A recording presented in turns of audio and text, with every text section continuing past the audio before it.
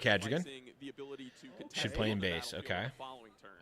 So, you know, do you want to play not to lose, and be like, I really want to make sure you can't take Biomaw's lair right now, but then he might actually be at risk of losing to a hold down the line. Yeah. Especially that double Darius running in, right? That's going to be able to take out Caldric and leave a Darius. Wait, there. why So do if we you've want to got nothing at play home, that you're just not going to be able to deal with to it. base? Though, Oh, because it for Malik's side, is now dies you've got to those draws from the double Caldric. Darius? Maybe you've actually found those sky splitters that you've been looking for. Well, that was 3 catalysts in a row there off the Aurora. That's pretty funny. And another Anivia is going to hit the table. Yeah, I actually don't know why. I think he's playing it to base because he's trying to build up a backline that can keep fighting on each side. Like, you have to be able to fight your opponent holding. Don't you just... we can actually just look Oh, no. He's really thinking here because he's saying, I know your hand. Because he can't... Sure, you're gonna have, you know, a draw because Darius is not like Darius only I cares can about beat what you've specifically got. I'm the gonna put second these in the spell base played. and make sure I can use them next turn Second as I card need you to. play is when. But you can play Darius and then the second Darius, and they're both 7s. And then if you draw like Assault, don't you just lose?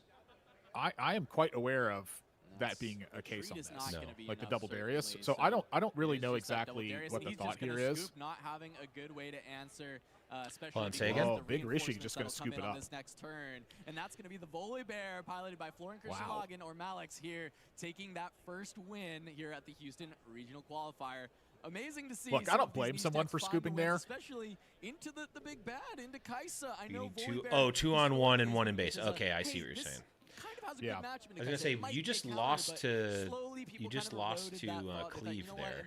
Like, top deck Cleve would win, I think. You know, Florian here showing us, hey, the Volley maybe 7-10. Yeah, maybe 10 to 7. Yeah, because you just the 10 Darius would kill the dragon, and then the other Darius just goes and captures the other point. I mean, look, this game's brand new. Okay, the game's 2 seconds old. We have no idea what's going on. I guarantee you that the decks that are built that are good are not the best ones right now. Yeah. You can certainly refine the list. But that's part of the reason, like, why we're playing these games early on, is because of this search. Like, it's the hunt to find these spots right now. The hunt? And so for right now, to find the greatest restaurant of all time. Here on Iron Chef Riftbound. It's one of the 2 Thomas Keller restaurants. A double 3 Michelin star chef. With actually fairly reasonable prices when you think about it in that kind of fucking context. Any hot takes for this weekend? Hot take, Kaisa might do well. Might. Any hot takes for this weekend? Yeah, I got a hot take for you. The game's been out for 4 months. All right, I got a hot take for you. The best deck in the format might do okay. Love that. Yeah, I got a hot take for you. Bring me some hot rolls. Yeah. Any hot takes for the tournament this weekend? GFY. Victor's a good deck. I'm a Victor player. Love it. I think Annie will win. Annie winning the whole thing. Love the thing. Thank you so much. Excuse me, Trick. Yeah. Big fan, by the way. Do you have any hot takes for the regional qualifier this weekend? What is this hot takes nonsense? So what's your cold take? My cold take is that it's going to be a fantastic event. I'm super excited. Fans are excited. You asked the PR person a PR question, and they gave a PR answer. Thank you so much. Yo, what's your hot take for this weekend? Sir?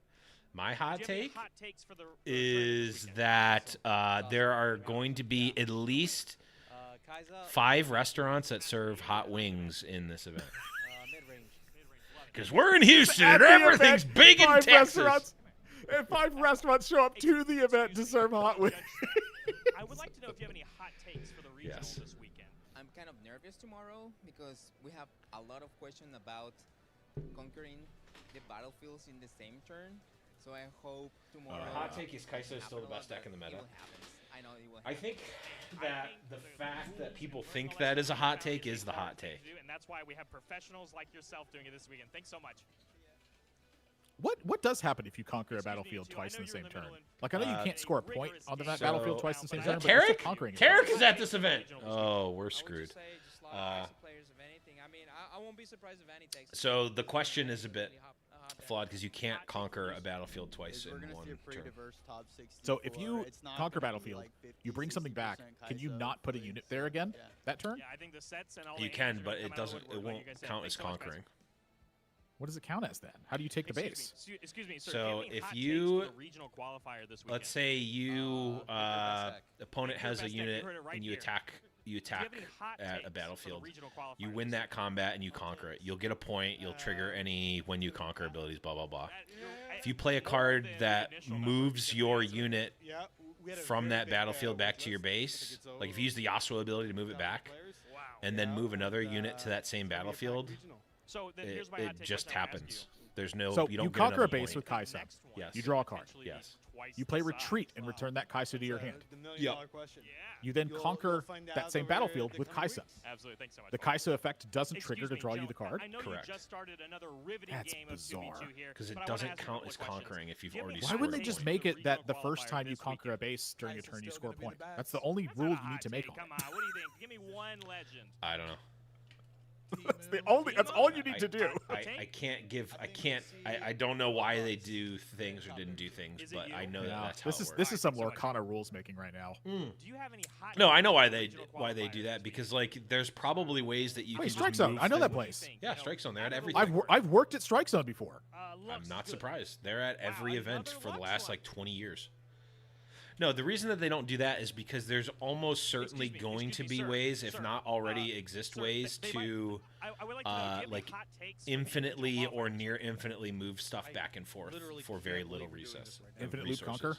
Okay, so So here's my question. What would the actual advantage of doing that be? Wouldn't you just choose a tangible number of times that happens and then end your loop?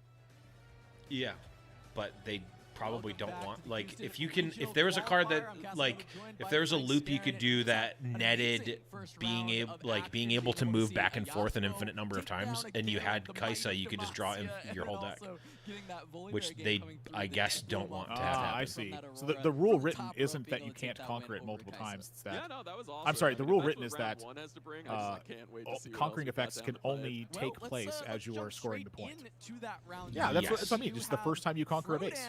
Yeah. His Leona But early on, yeah. Wait, Frodan, I've worked with him. Yes. Now we're gonna get to see it in action. That's Frodan. Dizzy on Annie Ooh, okay. Leona. I'm curious if you have thoughts on Leona, because I do have thoughts on Leona. Of course I have thoughts. He's got to be trying to win the medal card. Okay, okay, good. We're on the same.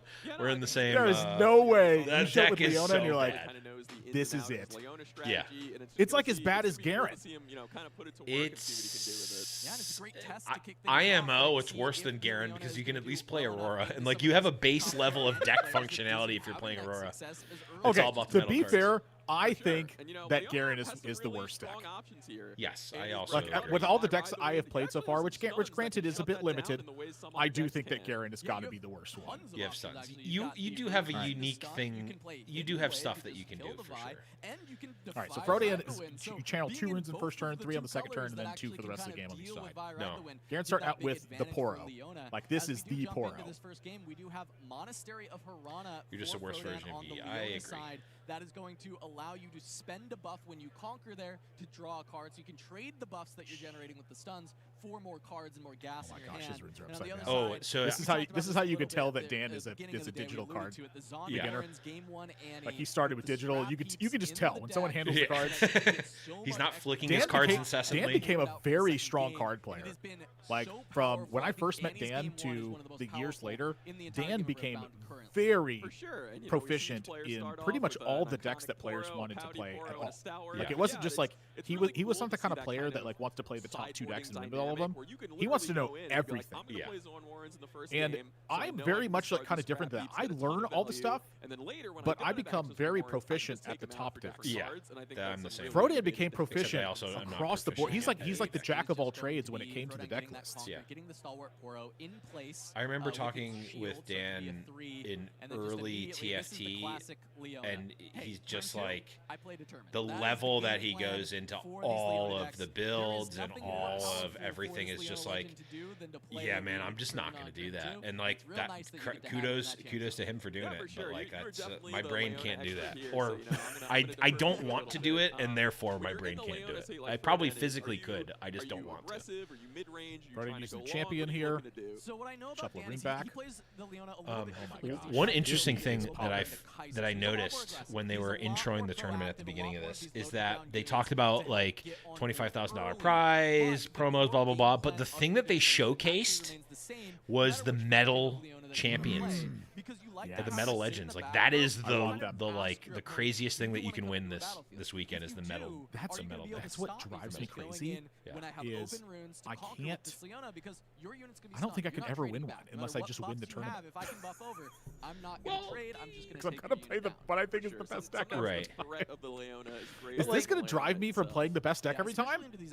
I think at the very least, the fact that you are even considering it is makes it like is an ode to how great of a concept it is. Like the fact that you you are thinking maybe I'll play Ari because it's like a tier 1.5 deck because I could win a like multiple $1,000 card in like that's interesting to me. I think it's only a good thing. I agree. I think it's awesome. There's nothing. I have no criticism of it other than my self-criticism of it. Right? Yeah, yeah. I'm like, oh my god, am I actually about to play this deck? Like, am I actually about to sit down and play Leona? Right. For sure, it's gonna be really. I think it creates this interesting mini game of like, you would never care at X3 in an event like this. You know, you would never care. Dan already got a point for holding. Yeah. Yeah. So I will say, Pouty Poro pretty annoying for Leona to determine. Having that deflect means you'd have to pay. I think Dan is way ahead this game right now. Change, though, is you can actually decline to pay the deflect cost yes, not stun because which is a potential thing that like Annie needs to be on the front foot at all times. There's not a ton of ways to get back. Vi is one of those ways, but if you have to like overcommit to a Vi early, that is not great. But we kind of found a nice middle ground where it's still not a trigger, but you can still decline and be like. So Dan is going to cycle the rune back. I'm just not going to put my ability on. Yeah. I'm sorry. He's going to pay the power. Excuse me. Yeah. I guess cycle the rune back would make sense. Pay the power and cycle the rune back to target the Pouty Poro. Like deflect is such an annoying effect because it's costing you resources to target like little nominal things that you would just normally pick off. Yeah. So this is they're talking about this on the broadcast. They recently, well, when the set was released in English, they changed the rule. You can actually opt to not pay the cost and just have the ability to. It's optional. Yeah, it is now. Even though it doesn't say it, like it doesn't say it on the cards, you can. Stunned. Yeah, and my guess here is that Froden probably has.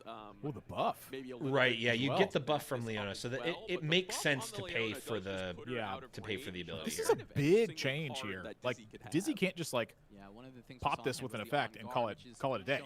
More of that kind of proactive game plan that he is going for. Okay, going for the fighter flight. Not with every effect anyway. Lower cost units a little bit more effective. The interesting thing with Annie is where you're targeting your fighter flights. As that is just going to be a fighter flight. Are you targeting the Leona to try to get an extra point, which looks like that's what Dizzy's doing, but a lot of the time, I would say almost like more of the time, you're probably just using fighter flight on your own unit to save it. In this case, it makes sense, obviously. Like you might as well just do it on opponents. To save, you're saving your unit and you're going to get a point here. Yeah. This is like the one spot where I think if you don't move back this Leona, you're going to end up losing the game. And that is one of those knowledge. Oh yeah, yeah. I think some amount of players are probably not going to know that they can kind of not pay this deflect cost, and you're trying to get I know points. that yeah, I mean, in this case, it's not a like it's quite obvious to do it on Leona. Like you need to get as many points as you can as early as possible and stay ahead, which you're already behind. Thinking about what he can do to follow. This is a big turn for Dan, but he's taking a long time on this turn. Yeah. Considering if he's just going to keep the Poro there, but he is just going to go ahead. He needs to retreat this Poro as well. Yeah, you don't want to just give the Vi the free trade. Go ahead and stun the Vi. This is just to get a buff, probably over to the Poro. Okay, so is he going to leave it here with just the 4? It'll be 4. Yeah, there's no shot. Okay, so the Poro's a 2/2. It gets +1 from the buff. Yep. And when it's defending, it gets another +1. Correct. So he's going to leave it there to try to make this happen. This is pretty. This is pretty brave. He does have 2 energy up. Wait, it's what makes it a 5? Vi's probably going to get you it's 2, 3. I see 4. So I could totally see Frodan being like, hey, I'm just going to let this Poro go to Vi. Is it so +1 or it's before she gets 2 out of hand. Shield's +1. Shield is only +1. Yeah, you're thinking of Yi. It's normally a 5 with Yi, but not on not for Leona. Yeah.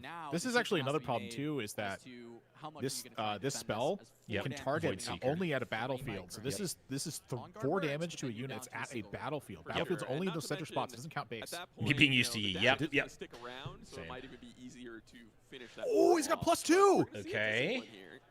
So an attempt to you lack fight discipline. Over this, as the That's is now going to be up to 5. Fine. Because now Leona's tapped out, and you can just make the Vi as big as you need it to be. Sure, but that's a big cost on the Vi. Yeah. And that's still, you need to make it up to 5. Like, the Poro's still dealing a lot. Easy mistake to make. You got 2 It's easy to kill, but it's not easy to just kill and live. Yeah, and definitely don't want to, underplay the pressure. Yeah, I mean, it basically obviously Frodan, it makes it worse for the later Vi.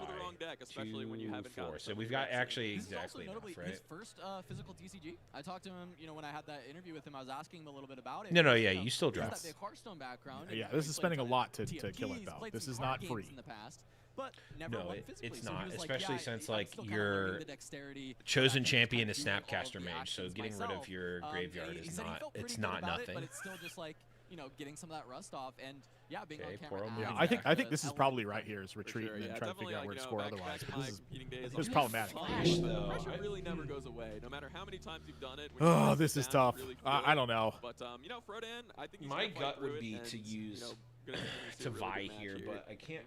I can see a Dizzy decides flash. to bring back that Howdy Poro now, opening up.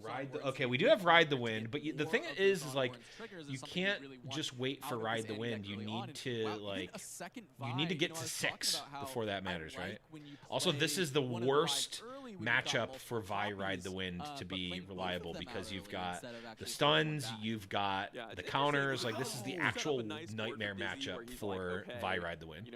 If both of these Vi's are threatening you, I might be able to recycle to like pump 1 minimally. The overlay doesn't show the time. Then the second Vi is just going to come in and finish the job. So there's some good merit to having 2 I'm pretty worried about this spot from Dizzy here. Happy with how this turn played out, though. My Poro gets still.